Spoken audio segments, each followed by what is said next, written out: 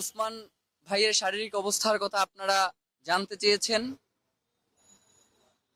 ওসমান ভাইয়ের বর্তমান শারীরিক অবস্থা হচ্ছে গত 2 দিন ধরে যেমন ছিল খুব একটা পরিবর্তন আসে নাই।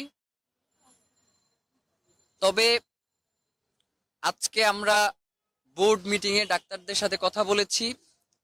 তারা আমাদেরকে জানিয়েছে যে পরিবার চাইলে কিংবা রাষ্ট্র যদি মনে করে তাহলে ওসমান হাদিকে তারা উন্নত চিকিৎসার জন্য বিদেশে প্রেরণ করতে পারে।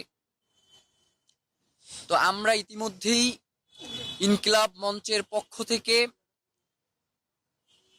যেহেতু আপনারা জানেন যে সরকারিভাবে যদি কোনো একজন পেশেন্টকে পাঠানো হয় বিদেশে, সেক্ষেত্রে কিছু প্রসিডিউর রয়েছে। তো ইনকিলাব মঞ্চের ভাই বোনেরা এবং তার পরিবার তারা অলরেডি প্রায় $250,00,000 ধার করে এয়ারক্রাফট তারা ভাড়া করেছে ওসমান হাদিকে বিদেশে চিকিৎসার জন্য। সেক্ষেত্রে তারা এখন পর্যন্ত সরকারের কাছ থেকে কোনো ধরনের সহায়তা গ্রহণ করে নাই।